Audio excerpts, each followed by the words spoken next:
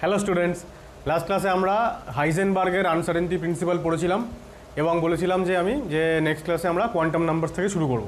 কিন্তু quantum numbers পড়ানোর আগে আর একটা ছোটো টপিক আছে যেটা আমি মিস করে গেছিলাম। অ্যাকচুয়ালি রিডবার্গ ইকুয়েশন পড়ানোর পরেই এইটা পড়াতে হতো, কিন্তু সেটা আমি স্কিপ করে গেছিলাম। তো ওইটা আজকে আমি পড়িয়ে নেব, তারপর নেক্সট ক্লাসে আমরা কোয়ান্টাম নাম্বার শুরু করব।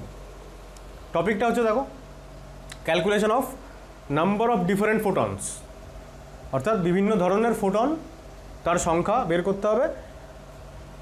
আর এটাকেই আরেকভাবে বলা যায় নাম্বার অফ স্পেকট্রাল লাইন্স। ঠিক আছে, ব্যাপারটা কীরকম দেখো, জিনিস একটু বুঝে নেওয়ার চেষ্টা করি আগে। লোয়ার অরবিট আর হাইয়ার অরবিট, একটা ইলেকট্রনকে লোয়ার অরবিট থেকে একটা হাইয়ার অরবিটে এক্সাইট করা হলো। অর্থাৎ এক্সাইট করা হলো মানে ইলেকট্রনটা এনার্জি অ্যাবজর্ব করবে, করে এক্সাইটেড হবে, হায়ার লেভেলে যাবে।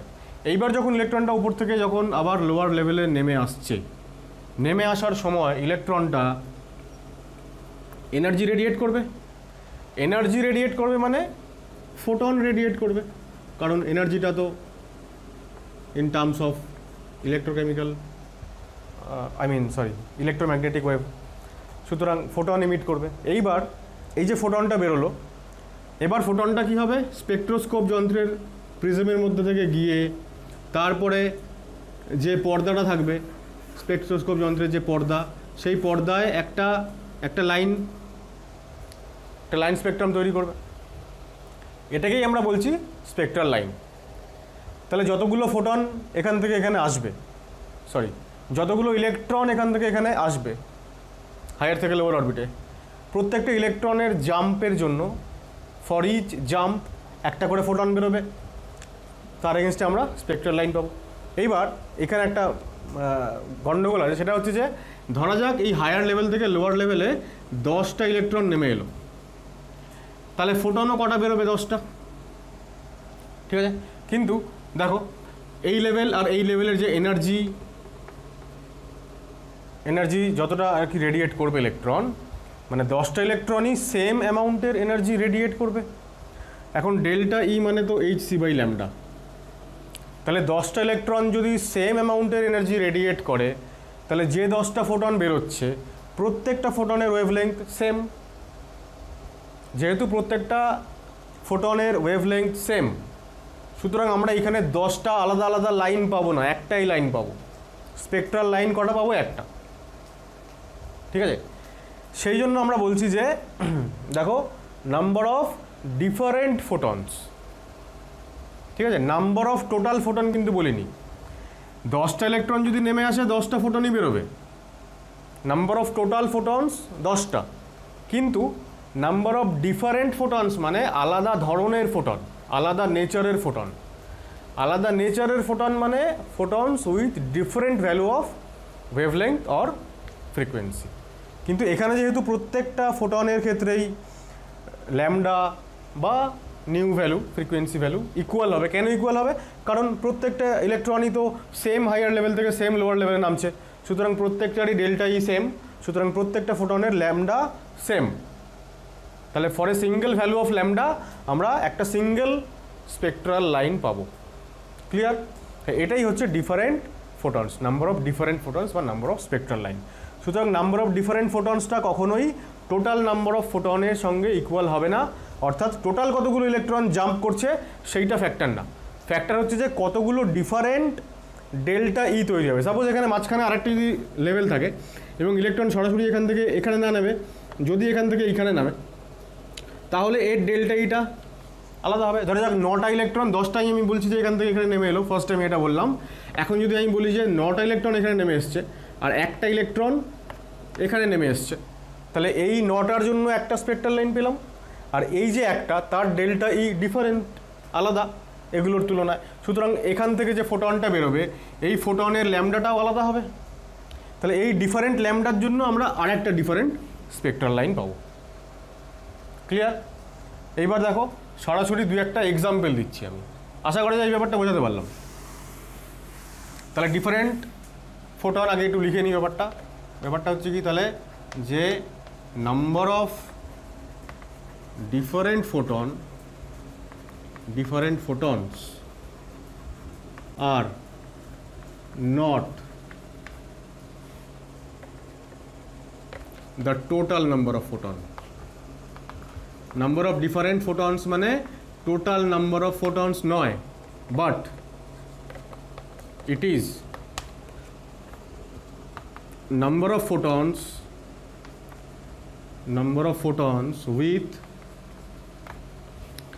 with different values of lambda and nu. Right, এটা কপি করো।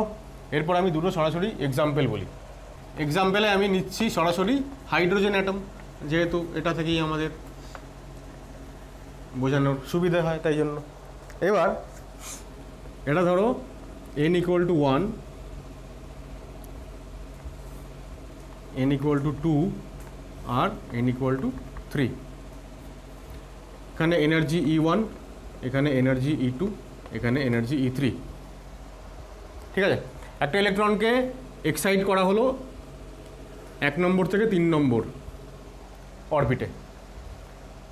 এবার এই এক্সাইট তো করা হলো, ঠিক আছে। এইবার যখন ইলেকট্রনটা নিচে নেমে আসবে, নিচে নেমে আসার সময় ইলেকট্রনটা কত রকমভাবে গ্রাউন্ড স্টেটে ফিরে আসতে পারে, কত রকমভাবে। ফার্স্ট উপায় হচ্ছে ইলেকট্রনটা ডাইরেক্টলি 3 থেকে 1-এ নেমে এলো, এটা একটা উপায় হতে পারে। সেকেন্ড উপায় হচ্ছে ইলেকট্রনটা প্রথমে 3 থেকে 2-এ নামলো, নেক্সট পরের স্টেপে 2 থেকে 1-এ নামলো। এই দুটো অপশান আছে। এবার দেখো এই দুটো অপশানের ক্ষেত্রেই কি হচ্ছে, আমি ডিফারেন্ট ভ্যালু অফ ডেল্টা ই পাচ্ছি। যখন সরাসরি নেমে এলো তখন ডেল্টা ই কত, E3 মাইনাস E1। আর যখন সরাসরি নেমে এলো না তখন দুখানা ডেল্টা ই, একটা হচ্ছে E3 মাইনাস E2 আর একটা হচ্ছে, আমি এটা ডেল্টা E1 বলছি, 2 বলছি, 3 বলছি কেন, তিনটে ডিফারেন্ট টাইপের ইলেকট্রনিক জাম্প হয়েছে। একটা 3 থেকে 1, একটা 3 থেকে 2, একটা 2 থেকে 1। তাহলে এটা E2 মাইনাস E1। তাহলে এই প্রত্যেকটার ক্ষেত্রে ল্যামডাটা কী হবে, ডিফারেন্ট হবে, তাই না। ল্যামডা 2 আর Hc বাই ল্যামডা 3। তাহলে টোটাল কতগুলো স্পেকট্রাল লাইন পাবো, 3টে। যতগুলো different type of electronic jump ততগুলো স্পেকট্রাল লাইন পাবো, বা আমরা বলবো যে ততগুলো ডিফারেন্ট ফোটনস এখান থেকে এমিট হচ্ছে। ডিফারেন্ট ফোটনস মানে photons with different wavelength. Different photons না বলে অনেক সময় ফোটনস উইথ ডিফারেন্ট ওয়েভলেংথ এটাও বলতে পারে, যে সেটা কতগুলো। তাহলে সেটা হাইড্রোজেনের ক্ষেত্রে যখন 3 থেকে 1-এ আসছে তখন সংখ্যাটা কত, 3। ঠিক আছে, তাহলে এটা হচ্ছে একটা এক্সাম্পল। সেকেন্ড এক্সাম্পল হচ্ছে, ধরো সেকেন্ড এক্সাম্পল হচ্ছে ওই একই হাইড্রোজেন অ্যাটমেই, ধরো এটা হচ্ছে n equal to 1 আর এটা হচ্ছে n equal to 2। এবার ইলেকট্রনটাকে আমি এক্সাইট করলাম 1 থেকে 2-তে। এবার যখন ও ফিরে আসবে তখন কটা পসিবিলিটি, একটাই possibility.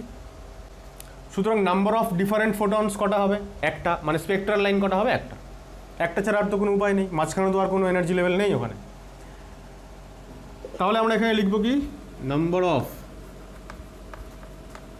Spectral lines equal to 1। ঠিক আছে, আর এখানে নাম্বার অফ স্পেকট্রাল লাইনস কটা হবে, 3টে। ঠিক আছে, আরও একটা এক্সাম্পল দেখো। 1 2 3 4। এবার আমি 4খানা এনার্জি লেভেল নিলাম। ঠিক আছে, এটা হচ্ছে n equal to 1, এটা n equal to 2, n equal to 3, n equal to 4। এবার ইলেকট্রন আবারও সরাসরি ইলেকট্রনকে আমি 1 থেকে 4-এ এক্সাইট করেছি। এবার ফিরে আসার সময় পসিবিলিটি দেখো। প্রথম হচ্ছে যে ইলেকট্রন সরাসরি 4 থেকে 1-এ নামতে পারে, এটার জন্য একটা স্পেকট্রাল লাইন পাবো অবশ্যই।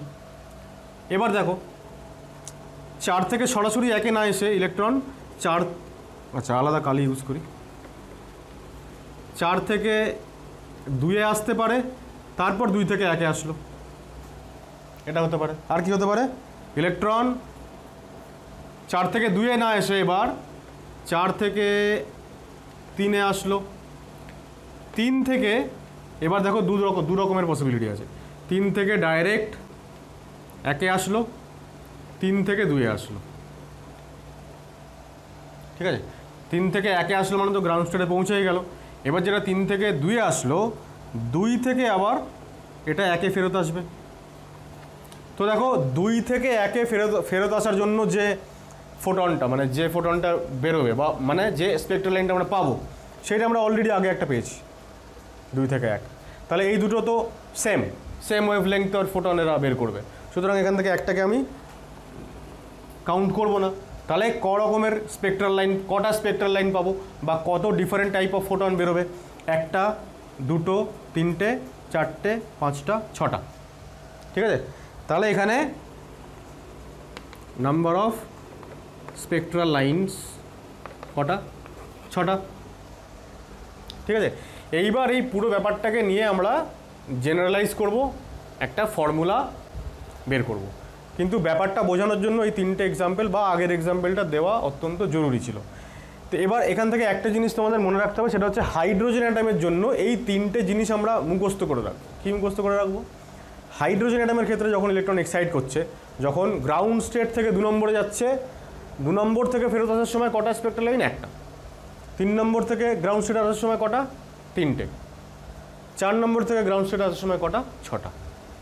এই 6টা স্পেকট্রাল লাইন বা 6টা ডিফারেন্ট টাইপ অফ ফোটনস বা 6টা ফোটনস উইথ ডিফারেন্ট ওয়েভলেংথ, এইটা আমরা মনে রাখবো হাইড্রোজেনের ক্ষেত্রে, যেটাকে আমি একটু সামারাইজ করে দিই তাহলে সুবিধা হবে। তাহলে কি লিখছি দেখো, তাহলে এখানে আমি লিখছি for hydrogen atom when electron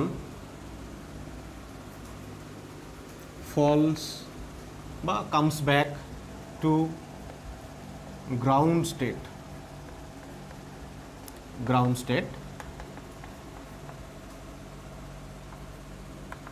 from higher energy level, সেই ক্ষেত্রে N2 থেকে N2 লিখবো না, সেকেন্ড অরবিট থেকে যখন n = 1-এ আসছে, তখন নাম্বার অফ স্পেকট্রাল লাইনস হয়ে যাবে কটা? 1টা। যখন থার্ড অরবিট থেকে আসছে, তখন 3টে। আর যখন ফোর্থ অরবিট থেকে আসছে n = 1-এ, n = 1-ই লিখি এখানে, তখন স্পেকট্রাল লাইন কটা? 6টা। তো এইটা খুব ইম্পর্টেন্ট। এবার যখন পরীক্ষায় যদি কোয়েশ্চেন এরকম আসে যে হাইড্রোজেন এবং এইগুলো মেনশন করা থাকে, তাহলে আমরা আর কোনো ক্যালকুলেশনেই যাব না, ডাইরেক্ট আমরা আনসার লিখে নেব, ঠিক আছে। এইবার আমরা ফর্মুলাগুলো লিখছি। তাহলে কেস 1 হচ্ছে when electron comes back to ground state মানে n = 1, তখন number of spectral lines equal to n into n minus 1/2, ঠিক আছে। যেখানে nটা হচ্ছে কি, যেখান থেকে নেমে আসছে। আচ্ছা, এখানে আমি একটু এটা কারেকশন করি, ground state n = 1 from any higher state বা হায়ার এনার্জি লেভেল বা হায়ার অরবিট, যাই বলো না কেন, ঠিক আছে। যেখানে nটা হচ্ছে ওই হায়ার অরবিট, এখানে হায়ার এনার্জি লেভেলের পাশে ব্র্যাকেটে n লিখে দিই, তাহলেই এটা জাস্টিফাইড হয়ে গেল। আচ্ছা, কেস 2 হচ্ছে when electron comes back to any lower energy level other than ground state. অর্থাৎ ইলেকট্রন যখন গ্রাউন্ড স্টেটে নেমে আসছে না, সাপোজ n=5 থেকে n=4 নেমে এলো, বা n=5 থেকে বা 6 থেকে 2 নেমে এলো, গ্রাউন্ড স্টেট ছাড়া অন্য যে কোনো স্টেটে যদি নেমে আসে, সেক্ষেত্রে number of spectral lines equal to কতগুলো হবে? ডেল্টা এন মানে কি? ওই যে হাইয়ার থেকে যে লোয়ার অরবিটে নেমে আসে, ধরো 5 থেকে 2 নেমে আসলো, তাহলে 5 - 2 3, ওটাই হয়ে গেল delta N. This into delta N plus 1/2, ঠিক আছে? নাম্বার অফ স্পেকট্রাল লাইন্স মানে কি বললাম? তাহলে কতগুলো ডিফারেন্ট টাইপ অফ ফোটন বেরোবে আর কি। এবার দেখা গেল যে n=5 থেকে 2 আমরা বলছিলাম, ধরা যাক 5 থেকে 2 50টা ইলেকট্রন নেমে এলো, 50টা ইলেকট্রন, সেক্ষেত্রেও ম্যাক্সিমাম এই সংখ্যক আমরা ফোটনই পাবো, ডিফারেন্ট ফোটন। তাহলে 5 - 2 মানে কত? 5 থেকে 2 নেমে এলো, 5 - 2 মানে 3, তাহলে 3 × 4 12/2 মানে 6টা ডিফারেন্ট ফোটন পাবো, বা 6টা স্পেকট্রাল লাইন পাবো। সে 50টা ইলেকট্রন নেমে আসুক, 10টা নেমে আসুক, বা 100টা নেমে আসুক, যতগুলো ইলেকট্রন নেমে আসুক না কেন, ডিফারেন্ট টাইপ অফ ফোটন বা স্পেকট্রাল লাইন কটা পাবো? 6টা, তার বেশি পাবো না। এই হলো দুটো। আর হচ্ছে কেস 3, আর একটা কেস আছে, সেটা হচ্ছে ফর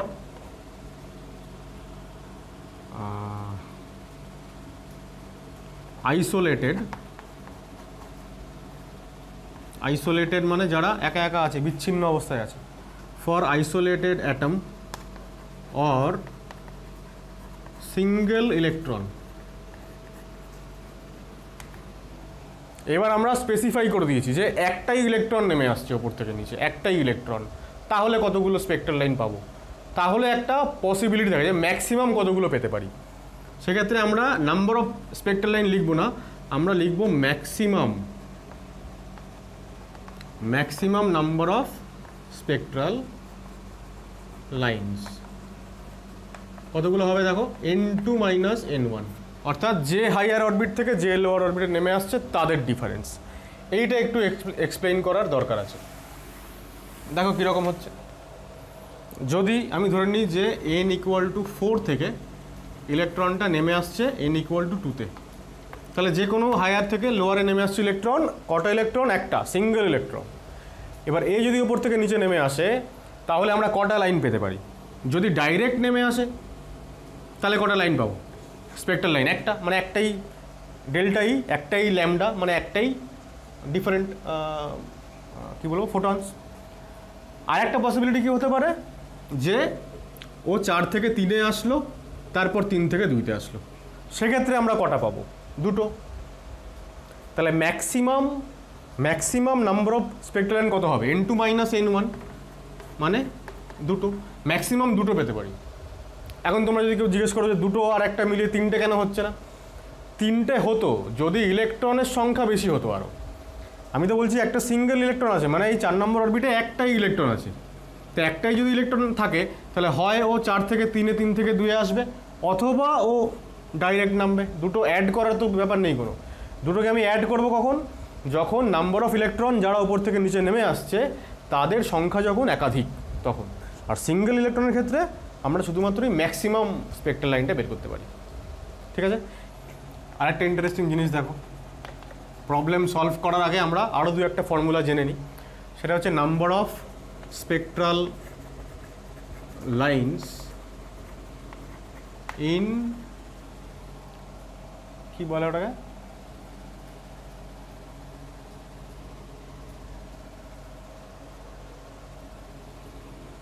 ইন এ সিরিজ বলি। হ্যাঁ, ইন এ সিরিজ মানে কি?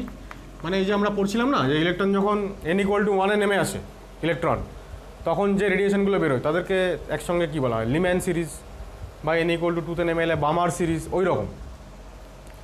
তাহলে number of spectral lines in a series, মানে ধরা যাক ইলেকট্রন 5 নম্বর থেকে 1 নম্বরে নেমে এলো, তাহলে অনেকগুলো পসিবিলিটি হবে।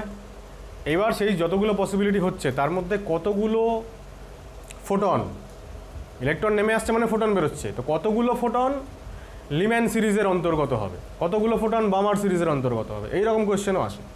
Total number of spectral line সবসময় বের করতে নাও বলতে পারে। টোটাল বের করতে বললে তো যদি 5 থেকে 1-এ নেমে আসে তাহলে 5 ইন্টু 5 - 1/2 হয়ে গেল।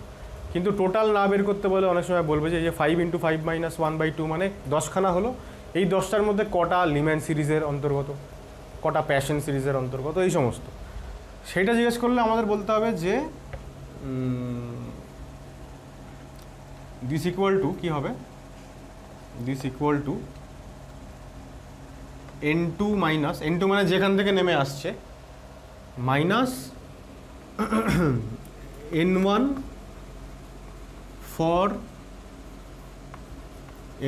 For a given series. মানেটা কি?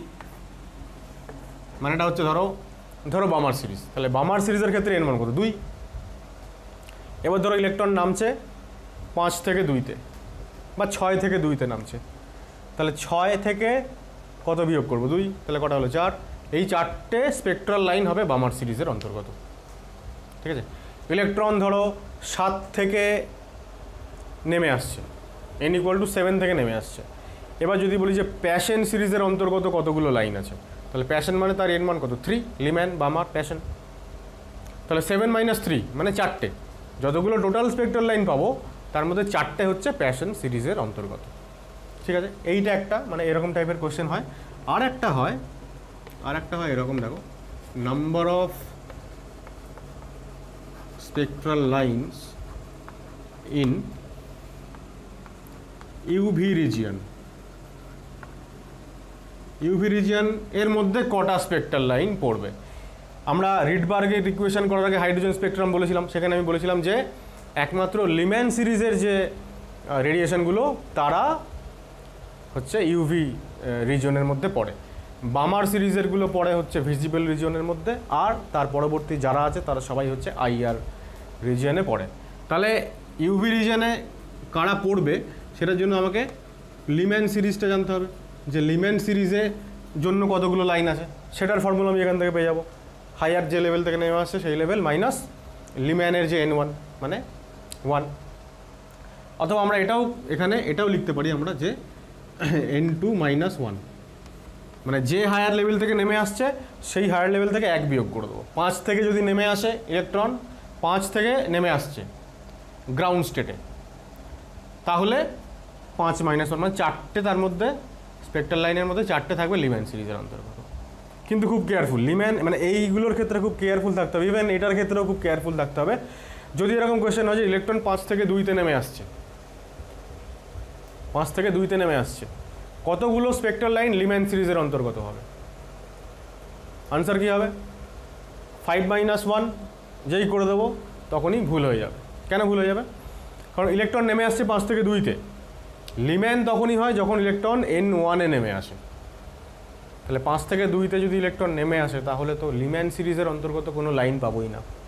তাহলে শুধু ফর্মুলায় ফেললেই হবে না, ওইটাও দেখতে হবে যে ইলেকট্রন আসলেই কি 1-এ নেমে আসছে নাকি আসছে না। ইলেকট্রন ধরো বললো যে 4 থেকে 3-এ নেমে এলো, তাহলে কতগুলো স্পেকট্রাল লাইন বামার সিরিজের অন্তর্গত? 0, কারণ বামার সিরিজের অন্তর্গত হতে হলে ইলেকট্রনকে তো 2-তে নেমে আসতে হবে, সেটাই যদি না হয় তাহলে তো হবে না।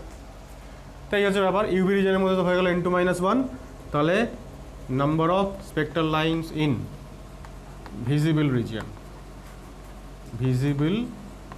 রিজিয়ন, তাহলে এটা কি হবে? যতগুলো লাইন আমি পাবো বামার সিরিজের অন্তর্গত, তার মানে n2 - 2 এতগুলো পাবো। আর number of spectral lines in IR region, তাহলে এইবার আর যা থাকবে মানে Paschen plus bracket plus Pfund plus Humphrey, ঠিক আছে, ইত্যাদি যেগুলো থাকবে সেগুলো সব যোগ করে দেবো, তাহলে আমরা পেয়ে যাবো total number of spectral lines in IR region, ঠিক আছে।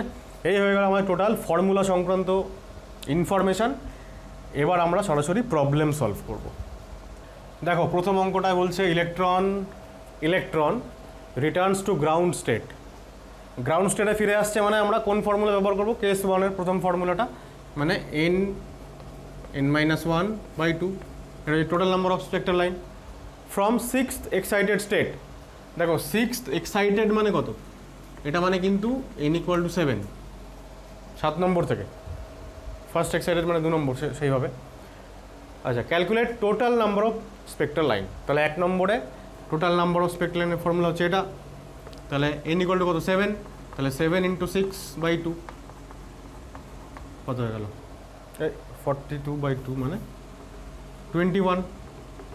এতগুলো স্পেক্ট্রাল লাইন পেলাম।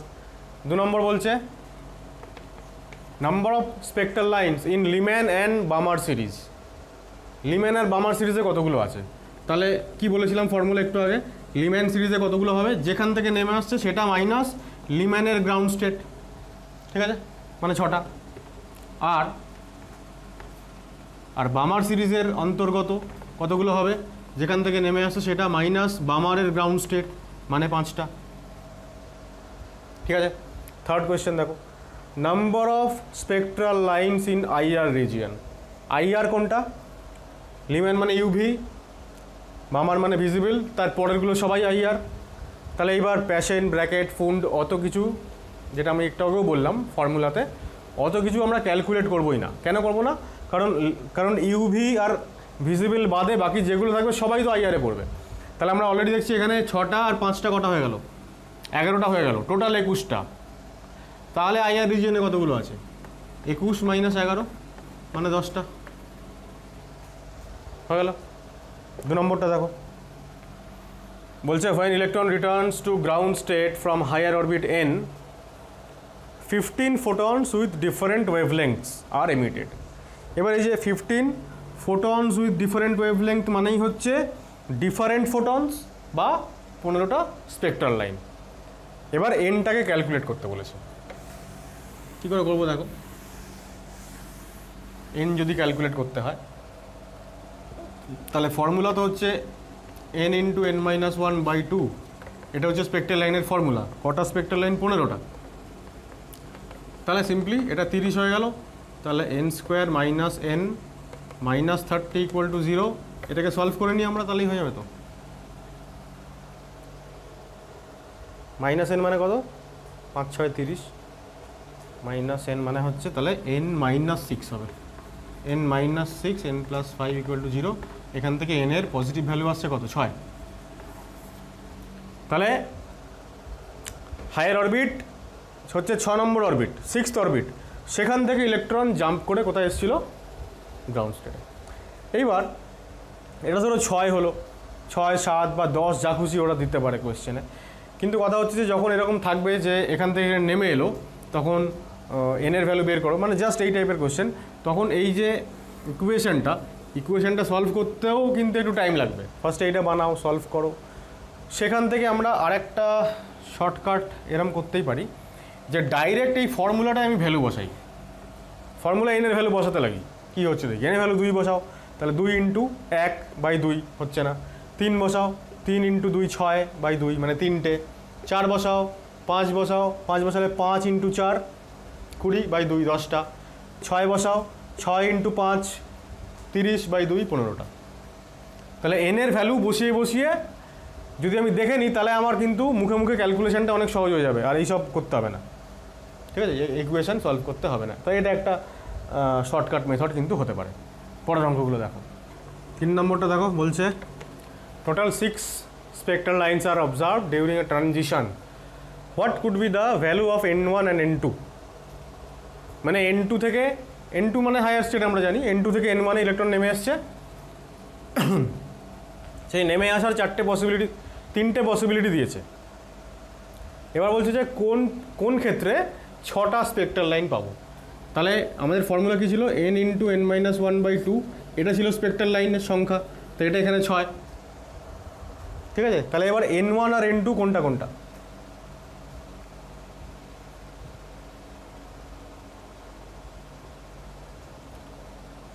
আচ্ছা, তো ঠিক আছে। অ্যাকচুয়ালি এই ফর্মুলা লিখলে আমাদের হবে না এখানে, এটা তোমার গ্রাউন্ড স্টেট এখানে বলে দেয়নি, ওটাই দেখছিলাম আমি। তাহলে এখানে আমাদের ফর্মুলা হবে ডেল্টা এন আর ডেল্টা এন প্লাস 1/2, এটা হচ্ছে 6টা। N1টা তো গ্রাউন্ড স্টেট, মানে ইলেকট্রন গ্রাউন্ড স্টেটে ফিরে এসছে, এরকম কোনো ইনফরমেশান এখানে নেই। তাহলে আমাদেরকে ওই মানে N1টাকে গ্রাউন্ড স্টেট নয় এরকম ভেবেই সেই ফর্মুলাই অ্যাপ্লাই করতে হলো।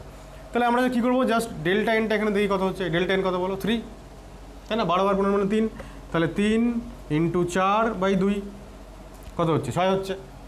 তাহলে এটা হবে অপশান। এখানেও দেখো ডেল্টা এন কত, 3, তাহলে 3 × 4/2।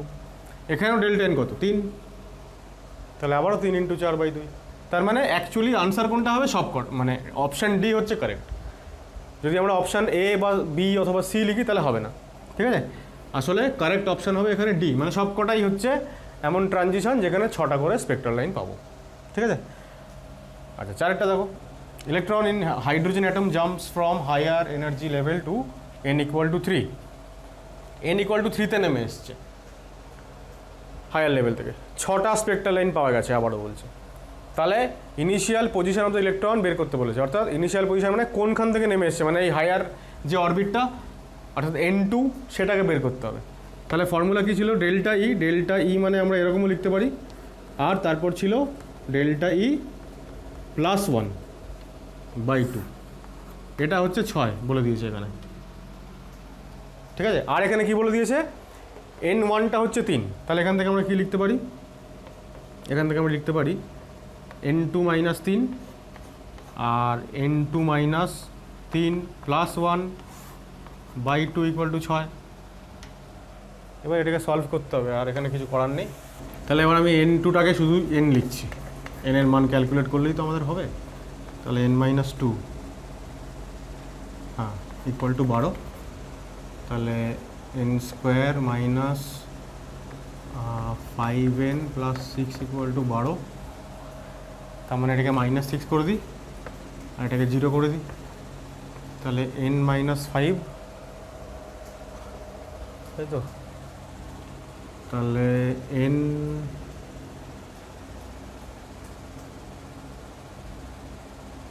-6 আর n + 1, এটা করলে হবে? হ্যাঁ, এটা করলে হবে। তাহলে এখান থেকে আমরা পেয়ে যাব n = -1টাকে তো ধরবো না, তাহলে n = 6, অর্থাৎ 6 নম্বর অরবিট থেকে ইলেকট্রনটা 3 নম্বর অরবিটে নেমে এসেছিল, ঠিক আছে? পরেরটা দেখো, 5 অঙ্কটা খুব কেয়ারফুলি এটা পড়তে হবে, কারণ এখানে ফর্মুলা গন্ডগোল করে দেওয়ার একটা সম্ভাবনা কিন্তু তৈরি হয়। বলছে calculate number of photons with different wavelength, মানে different number of photons when a single electron jumps from 5 থেকে 3। সিঙ্গেল ইলেকট্রনের জন্য কি ফর্মুলা ছিল, জাস্ট n2 - n1, তাহলে 5 - 3 মানে আনসার হয়ে গেল 2, এক লাইনের অঙ্ক। কিন্তু এটাই যদি আমরা এইটাকে জাজ করতে না পারি, সিঙ্গেল ইলেকট্রন মানে কি, তাহলে আমরা কি করব, ওই 5 থেকে 3-এ নামছে মানে ডেল্টা ই প্লাস 1/2 ওই ফর্মুলা ইউজ করলেই গন্ডগোলটা হয়ে যাবে, ঠিক আছে? তার পরের অঙ্কটা দেখো, এখানে বলছে calculate number of different photons when electron jumps. এখানে কিন্তু বলেছে when a single electron jumps, ঠিক আছে? তো সিঙ্গেল ইলেকট্রন বললে তখন n2 - n1, আর ইলেকট্রন জাম্পস মানে অনেকগুলো ইলেকট্রন জাম্প করতে পারে। যদিও এখানে জাম্পস লেখা আছে, সিঙ্গুলার নাম্বার হলে এস হয়, এরকম হতে পারে, কিন্তু কোয়েশ্চেনে এরকম সমস্ত গ্রামাটিক্যাল মিস্টেক থাকবে না, এরকমটা এক্সপেক্ট না করাই বেটার। সুতরাং ইলেকট্রন লেখা থাকলে সেখানে অনেক ইলেকট্রন, আর সিঙ্গেল ইলেকট্রন লেখা থাকলে একটা ইলেকট্রন, সেই হিসাবে ফর্মুলা চুজ করতে হবে। তাহলে এবার দেখো, এটা বলছে কি ইলেকট্রন কোত্থেকে কোথায় আসছে, যা মুছেই তো দিলাম, না ঠিক আছে। 7th এক্সাইটেড স্টেট থেকে 2 নম্বরে আসছে। 7th এক্সাইটেড স্টেট মানে কি, n = 8, আর 2nd এক্সাইটেড স্টেট মানে n = 3, ঠিক আছে? আচ্ছা, দুটো অঙ্ক আছে এখানে, এটা একটা, এটা একটা। তো যাই হোক, 1 নম্বরেরটা আমরা তাহলে কী করবো দেখো, তাহলে 8 থেকে কোথায় আসছে 3-এ, মানে ডেল্টা ই কত, 5, তাহলে 5 × 6/2, তাই না? 15টা লাইন হয়ে গেল। আর 2 নম্বরটায় কোত্থেকে কোথায়, 6 থেকে 4-এর, তাহলে ডেল্টা ই কত, 2, তাহলে 2 × 3/2, তার মানে 3টে হয়ে গেল, তাই তো? আচ্ছা 7 দেখো, in a hydrogen like system electron make a transition from 4th excited state to 2nd excited state. 4th excited state মানে ইলেকট্রন জাম্প করছে n=5 থেকে, আর নেমে আসছে 2nd এক্সাইটেড মানে n=3-তে। এবার বলছে তাহলে 10খানা ডিফারেন্ট স্পেকট্রাল লাইন, মানে কোনটা কারেক্ট এর মধ্যে সেটা বলতে হবে। তাহলে ডেল্টা ই কত আবারও 2, তাহলে নাম্বার অফ স্পেকট্রাল লাইন 2 × 2 + 1/2 মানে 3টে। ঠিক আছে, অঙ্কটা একটু গন্ডগোল আছে মনে হচ্ছে। 3টে 6টা 10টা। দেখো অঙ্কটা আমরা একটু চেঞ্জ করেছি, এটা 4th এক্সাইটেড স্টেট থেকে 2nd স্টেট করেছি। অঙ্কটাতে আগেরবার একটু গন্ডগোল ছিল। তাহলে 4th এক্সাইটেড স্টেট মানে 5 থেকে ইলেকট্রন নেমে আসবে 2-তে, তার মানে ডেল্টা এন হচ্ছে 3। তাহলে total number of spectral line 3 × 4 মানে ডেল্টা এন + 1/2 মানে কটা? 6টা। তাহলে অপশান এ হলো না, option B correct. Option C ডিগুলো একটু চেক করি। Number of lines belong to Balmer series. Balmer মানে কত? n=2 তো, তার মানে 2 বিয়োগ করতে হবে। কোত্থেকে বিয়োগ করবো? যেখান থেকে ইলেকট্রন নেমে আসছে ওইখান থেকে, তাই না? n2 - n1 for that particular series, এটা আমাদের ছিল ফর্মুলা। তাহলে কত হয়ে যাবে? 3ই আছে, তার মানে correct. Number of lines that belong to Lyman series. লিম্যানের ফর্মুলা কি? তাহলে n2 - n1 of that particular series. লিম্যানের n1 হচ্ছে 1, তাহলে কত হয়ে গেল? 4 কারেক্ট। কিন্তু এটা ইনকারেক্ট। কেন ইনকারেক্ট? কারণ ইলেকট্রন কোথায় নেমে আসছে? দেখো ইলেকট্রন নেমে আসছে 2nd স্টেটে। তাহলে আমি লিম্যান সিরিজের লাইন কি পাবো না। এটা আমি আগে বলছিলাম যে ওই জায়গাটা আমাদের একটু খেয়াল করতে হবে, যে খালি ফর্মুলায় মিলে গেল আর ওরকম অপশান থাকবে আর কি কোয়েশ্চেনেও, সেইটা কনফিউজ করার জন্য। কিন্তু একটু এখানে কেয়ারফুল থাকতে হবে যে ইলেকট্রন যদি ফাইনালি n=1-এ নেমে আসে, তখন আমরা যে ফোটনগুলো পাবো সেইগুলো ওই ইউভি রিজিয়নে থাকবে, অর্থাৎ লিম্যান সিরিজের অন্তর্গত হবে। কিন্তু এখানে তো ইলেকট্রন গ্রাউন্ড স্টেট অবধি পৌঁছাচ্ছেই না, ইলেকট্রন n=2-তে এসে থেমে যাচ্ছে। তাহলে লিম্যান সিরিজে আমরা কোনো লাইন পাবো না। তাহলে এখানে অপশান বি আর সি কারেক্ট। ওকে, পরেরটা দেখো। 8 এবং 9 এই দুটো একটু আগের থেকে অন্যরকম প্রবলেম, এবং এই প্রবলেমটা দুটো পরস্পরের আবার উল্টো। 8টা দেখো আগে। Hydrogen atom in ground state n=1 is excited by a monochromatic radiation of lambda এতটা মানে ল্যামডা যার 950 অ্যাংস্ট্রম, এইরকম একটা রেডিয়েশন দিয়ে ওকে এক্সাইটেড করা হয়েছে ইলেকট্রনটাকে। এর ফলে ইলেকট্রনটা কী করেছে? গ্রাউন্ড স্টেট থেকে ও কোথাও একটা হায়ার স্টেটে গেছে। এবার বলছে number of spectral lines in the resulting spectrum emitted. মানে এবার ইলেকট্রনটা হায়ার লেভেলে যাওয়ার পরে যখন আবার নিচে নেমে আসছে, তখন এবার যে স্পেকট্রামটা এমিট করছে ও, সেখানে কতগুলো স্পেকট্রাল লাইন তৈরি হয়েছে। ঠিক আছে, তার কোয়েশ্চেন মানে হচ্ছে ওকে আগে n=1-এ ছিল ইলেকট্রনটা, ওকে এখান থেকে তোলা হয়েছে হাইয়ার কোনো স্টেটে। এইবার যখন ও নেমে আসছে তখন ও কতগুলো স্পেকট্রাল লাইন দেবে, সেটা হচ্ছে কোয়েশ্চেন। এবার এই যে ওকে উপরে আমরা নিয়ে গেলাম হাইয়ার স্টেটে, তখন যে এনার্জিটা দেওয়া হচ্ছে তার ওয়েভলেংথ হচ্ছে 950 অ্যাংস্ট্রম। এবার এখান থেকে আমরা ডেল্টা ইটা ক্যালকুলেট করতে পারবো, যে কতটা এনার্জি অ্যাকচুয়ালি ও পেয়েছে আর কি, অতটা ইয়ের জন্য। আমি অঙ্কটাকে মুছছি একটু, প্রবলেমটাকে তোমরা প্রবলেমটা একটু লিখে নাও আগে। তো দেখো ল্যামডাটা 950 অ্যাংস্ট্রম মানে হচ্ছে 95 ন্যানোমিটার। এবার আমরা ফর্মুলা পড়েছিলাম যে ডেল্টা ই = 1240/λ ইন ন্যানোমিটার, যেখানে ডেল্টা ইটা হচ্ছে ইলেকট্রন ভোল্টে থাকে। তাহলে এখান থেকে আমরা ডেল্টা ই বের করতে পারবো 1240/95 ইলেকট্রন ভোল্ট। ঠিক আছে, এটা কত হয় দেখো, আমি একটু মুছছি দিকটা। তাহলে 95 আর 1240, তা প্রথমে তো 1 হলো, তাহলে 29, ঠিক আছে, 290, 3 9 27, 4 9 36, 3 দিয়ে যাবে 28, তার মানে 5 মানে গেল না, আবার 0 4 5 নং 45, 6 নং 54, তাহলে 5 দিয়ে যাবে 13.05। দেখো 13.05 ইলেকট্রন ভোল্ট। তো এইটা হচ্ছে আমাদের ডেল্টা ই। ঠিক আছে, এইবার ভালো করে মনে করে দেখো, হাইড্রোজেন যখন আমরা পড়েছিলাম হাইড্রোজেন অ্যাটমের মানে বোর্ডের ফর্মুলা এনার্জি ফর্মুলা, তার সেখান থেকে আমরা এনার্জি ডিফারেন্সের ফর্মুলা পড়েছিলাম। তা আমি বলেছিলাম যে হাইড্রোজেনের ক্ষেত্রে n=1 থেকে 5 পর্যন্ত মনে রাখতে এনার্জির ভ্যালু। সেক্ষেত্রে আমরা জানি যে হাইড্রোজেনের ফার্স্ট অরবিটে ইলেকট্রনের এনার্জি হচ্ছে 13.6, আর 5 নম্বর অরবিটে -0.54 ইলেকট্রন ভোল্ট। আমরা যদি এইটাকে যদি বিয়োগ করি তাহলে এখানে আমি যে ডেল্টা এইটা পাই, এইটা বিয়োগ করলে দেখো কত হচ্ছে 13.06 ইলেকট্রন ভোল্ট, মানে ওটার মতোই নিয়ারলি ইকুয়াল টু। তাহলে আমরা এখান থেকে এইটুকু আইডিয়া পেলাম যে ইলেকট্রনটাকে যে আমরা এই 950 অ্যাংস্ট্রমের যে রেডিয়েশনটা দিয়েছিলাম তাতে করে ইলেকট্রনটা গ্রাউন্ড স্টেট থেকে n=5-এ উঠেছিল। তাহলে এইবার যখন ইলেকট্রন ফিরে আসছে তখন n=5 থেকে এবার 1-এ ফিরে আসবে, ঠিক আছে? তাহলে 5 থেকে যদি 1-এ ফিরে আসে, 5 থেকে যদি 1-এ ফিরে আসে তাহলে 5 × 5 - 1/2 এতগুলো স্পেকট্রাল লাইন পাবো।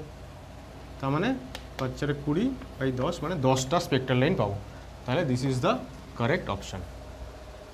বোঝানো গেল আশা করা যায়। 9 অঙ্কটা দেখো জাস্ট অপোজিট। এখানে কি বলছে? এখানে বলছে monochromatic radiation of specific wavelength is incident on hydrogen atom, মানে হাইড্রোজেন অ্যাটমের উপরে দেওয়া হলো, ফেলা হলো, মানে ইনসিডেন্ট করা হলো রেডিয়েশনটাকে। এবার হাইড্রোজেন কোথায় আছে? গ্রাউন্ড স্টেটে। এবার বলছে হাইড্রোজেন অ্যাটম অ্যাবজর্বস এনার্জি, মানে যে ওকে যে রেডিয়েশনটা দিলাম সেইটা দিয়ে ও সেই এনার্জিটা ও অ্যাবজর্ব করলো, করার পরে অ্যান্ড সাবসিকুয়েন্টলি করার পরে কী হবে? হায়ার লেভেলে যাবে and subsequently emit radiation. Higher লেভেলে যাওয়ার পরে আবার ও রেডিয়েশনটা এমিট করবে, করে আবার গ্রাউন্ড স্টেটে আসবে ফিরে। এবার বলছে 6টা ডিফারেন্ট ওয়েভলেংথের রেডিয়েশন এমিট করেছে, তার মানে 6টা স্পেকট্রাল লাইন তৈরি হয়েছে। তার মানে এবার গ্রাউন্ড স্টেট যেহেতু আছে তাহলে আমরা n-1/2 ফর্মুলা বসাবো, এটা হচ্ছে 6টা। এবার বলছে find wavelength of the incident radiation. এই যে ওয়েভলেংথ মানে যে রেডিয়েশনটা ওর উপরে ফেলা হয়েছিল সেটার ল্যামডা বের করতে বলেছে। ল্যামডা বের করতে গেলে তাহলে সবার আগে আমাকে এনার্জি ডিফারেন্স আমার বের করতে হবে। তাহলে এইটা যদি 6 হয় সেক্ষেত্রে n এর ভ্যালু কত? আজকের ক্লাসের একদম শুরুতে আমি বললাম যে হাইড্রোজেনের ক্ষেত্রে, হাইড্রোজেন কেন সবার ক্ষেত্রেই এরকমই হয়, যে যখন গ্রাউন্ড স্টেটে ফিরে আসছে সেই গ্রাউন্ড স্টেটে ফিরে আসার সময়কাল আমাদের নাম্বার অফ স্পেকট্রাল লাইনটা মনে রাখতে হবে। 2 নম্বর থেকে গ্রাউন্ড স্টেটে ফিরে আসলে 1টা, 3 নম্বর থেকে ফিরে আসলে 2টো, আর 4 নম্বর থেকে ফিরে আসলে 6টা। সেক্ষেত্রে আমরা বলতেই পারি যে n2=4 থেকে ও নেমে এসছে n1=1-এ। আমাদের কোনো ক্যালকুলেশনই করতে হলো না এটা মনে রাখার জন্য আমাদের। তাহলে যদি ও n2=4 থেকে নিচে নেমে আসে তাহলে ওয়েভলেংথ বের করতে বলেছে, তাহলে এনার্জি ডিফারেন্স দরকার। আমরা জানি ফার্স্ট অরবিটার -13.6 আর ফোর্থ অরবিটার -0.85। তাহলে এখান থেকে আমি ডিফারেন্সটা পেয়ে যাব, ঠিক আছে? এই ডিফারেন্সটা কত হয়? সম্ভবত 12.75 ইলেকট্রন ভোল্ট হয়, তাই তো? যতটুকু মনে পড়ছে 5, এটাই হচ্ছে। তাহলে এবার এইটা যদি আমাদের এনার্জি ডিফারেন্স হয় তাহলে ডেল্টা ই যদি 12.75 ইলেকট্রন ভোল্ট হয়, দিস ইকুয়াল টু 1240/ল্যামডা, যেখানে ল্যামডাটা বেরোবে কোথায়? ন্যানোমিটারে। তাহলে এখান থেকে আমরা ওই ইনসিডেন্ট যে ওয়েভলেংথ সেটা পেয়ে যাব। তাহলে lambda equal to 1240/12.75 nanometer, right? তাহলে দেখো 1240, তো এটা যদি 12.4 হতো, 12.4 হলে এটা 100 হতো। তাহলে 100-র থেকে সামান্য কম, সামান্য কম মানে কত হবে? ওই 95, 96 বা 98 ওরকম কিছু একটা হবে। অ্যারাউন্ড 95 লিখে রাখি। তা এর কাছাকাছি যদি কোনো অপশান থাকে সেটা হবে, ঠিক আছে? অ্যারাউন্ড 95 হবে না বলে, তার থেকে একটু কমই হবে। কারণ 95 ন্যানোমিটার মানে যদি 905 হয়, 950 হয় অ্যাংস্ট্রমে, আমরা এর আগের প্রবলেমটাই তো 950 অ্যাংস্ট্রম দেওয়া ছিল, যেখান থেকে আমরা কি করলাম যে n=5 বের করলাম আমরা ওটা। তাহলে এটা হবে না অ্যাকচুয়ালি, আরেকটু কি হবে, আরেকটু বেশি হবে মনে হচ্ছে ভ্যালুটা। তাহলে এখানে কি করে পাবো এটা? ক্যালকুলেট করতে হবে।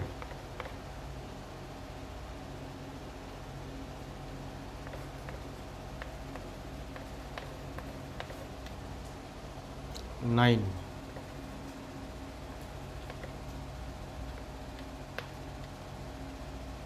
ছয়, 114, 925। তাহলে এখান থেকে জাস্ট একটা আইডিয়া পাওয়া যাবে আমার। 8 বড় 96, তাহলে 7 দিয়ে যাবে, 7 বড় 84। হ্যাঁ, তার সাথে এই 97 পয়েন্ট কিছু একটা হবে, তাও করে রাখছি। 5, 3, 5, 84 আর 5-এ 89। তাহলে এইবার কত হয়ে যাবে? 22 মানে 117 হবে, কারণ 12 2 দিলে এখানে 24 হয়ে যাবে। তাহলে কত হবে দেখো, 5,